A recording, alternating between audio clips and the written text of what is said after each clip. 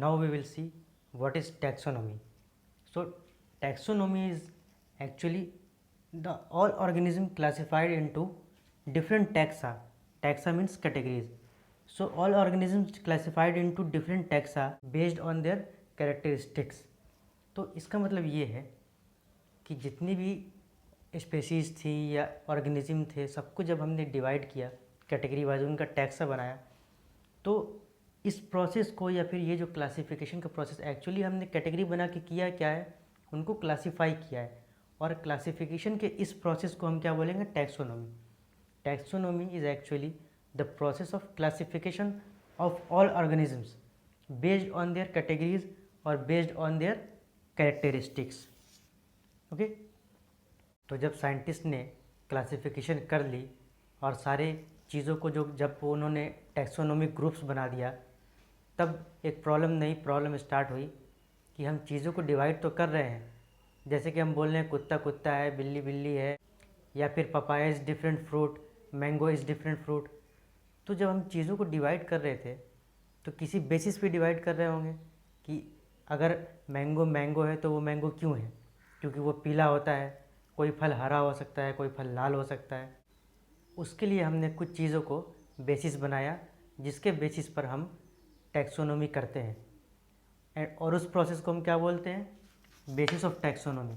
इसका मतलब ये है कि हमने टैक्सोनॉमी किस बिना पे किया है।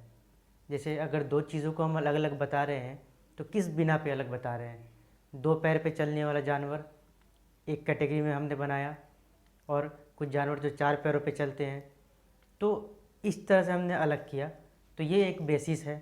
तो जो बेसिस ऑफ टैक्सोनॉमी जो थे, जो मेन चीज़ें थी, वो कुछ थी जो कि बहुत इम्पोर्टेंट थी।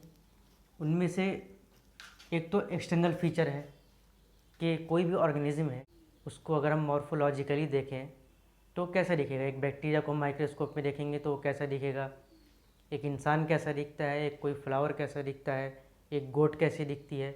All this things are different.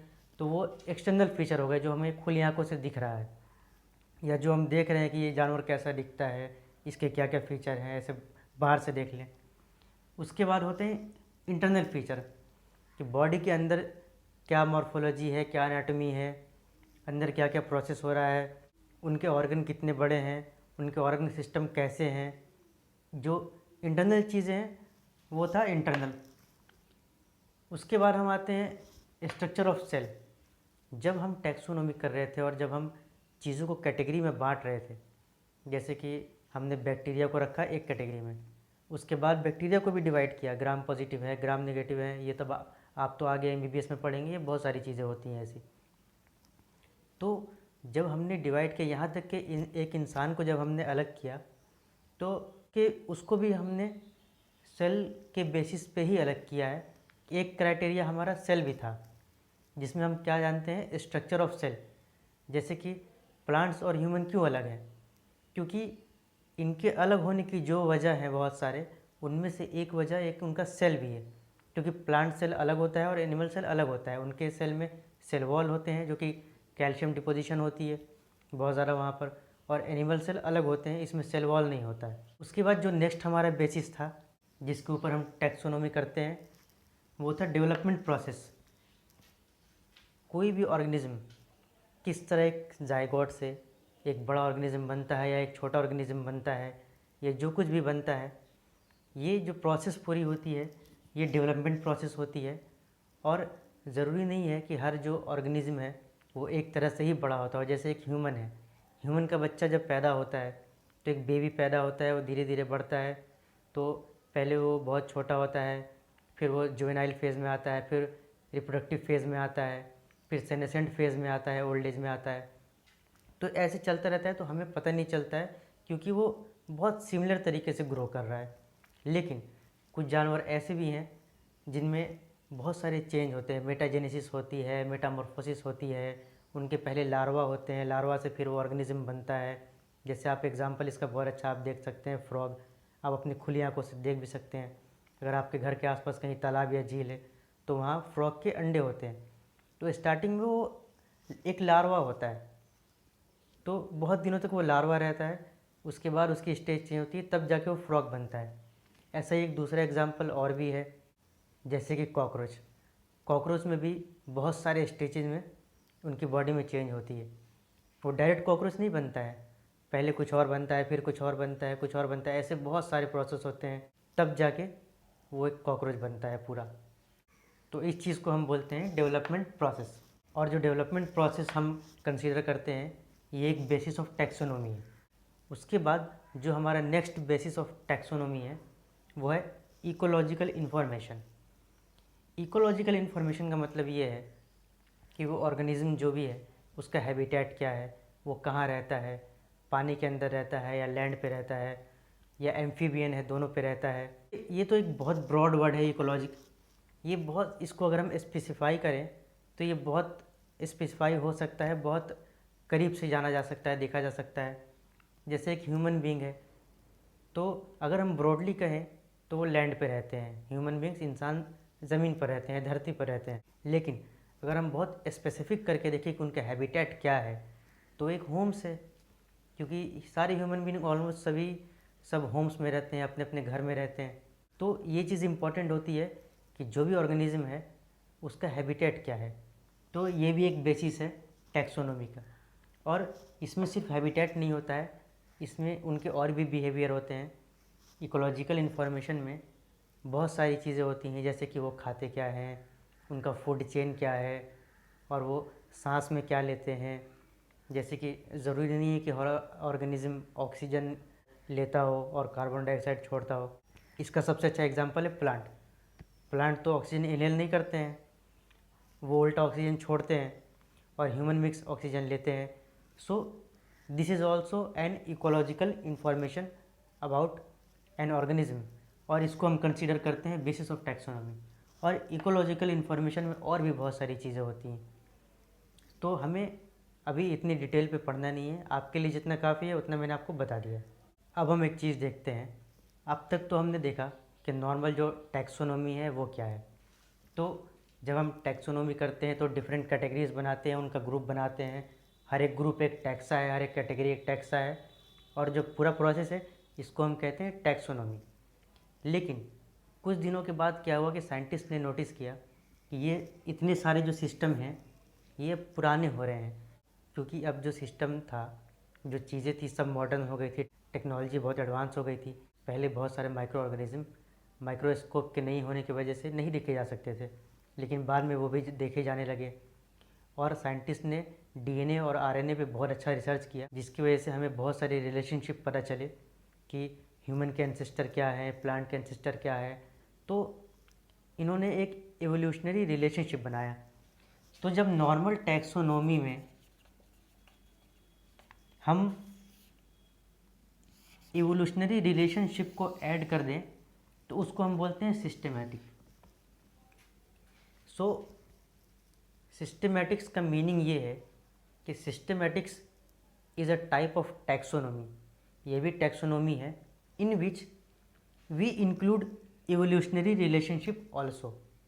Systematix is a type of taxonomy in which we consider external, internal features of an organism, structure of cell of an organism, and their development process and their ecological information, plus evolutionary relationship also, and all this together is called systematic. जब हम taxonomy में जो एक तो हम normal taxonomy कर रहे हैं, जो हम सारे ऑर्गेनिज्म को डिवाइड कर रहे हैं, और किस बेसिस पे डिवाइड कर रहे हैं कि उनका एक्सटर्नल फीचर क्या है, इंटरनल फीचर क्या है, स्ट्रक्चर ऑफ सेल क्या है, डेवलपमेंट प्रोसेस क्या है, इकोलॉजिकल इन्फॉर्मेशन क्या है। तो यहाँ तक जब हम इतनी चीज़ों को बेसिस बना के हम जब टैक्सोनॉमी कर रहे हैं तो वो normal taxonomy, that is called taxonomy.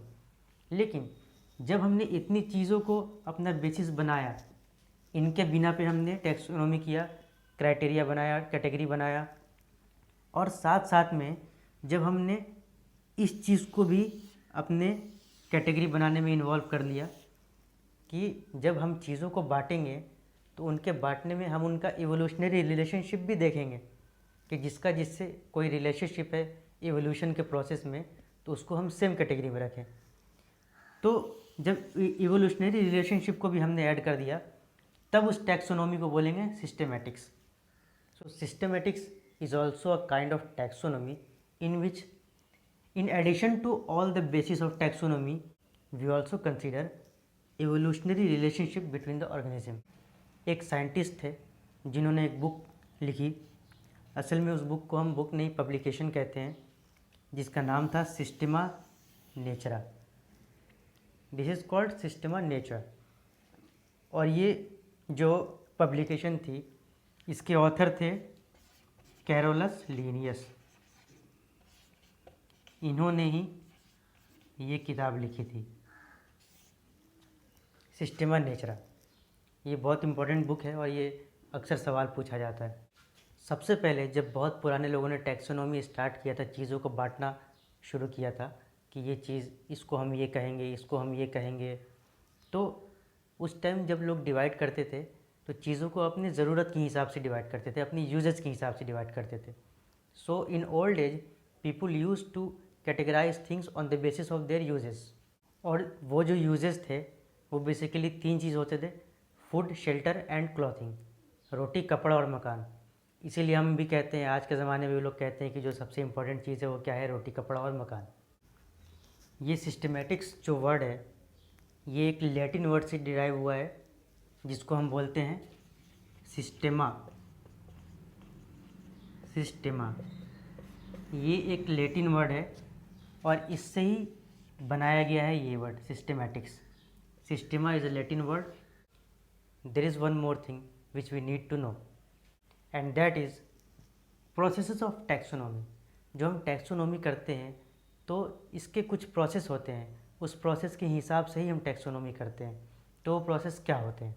तो ये हमारे टैक्सोनॉमी के प्रोसेस हैं। इनमें से एक प्रोसेस है कैरेक्टराइजेशन, एक प्रोसेस है आइडेंटिफिकेशन, एक प्रोसेस है क्लासिफिकेशन और एक प्रोसेस है नोमेनक्लेचर। ये 4 प्रोसेस ऑलरेडी हम बात कर चुके हैं, मैं आपको पढ़ा चुका हूँ।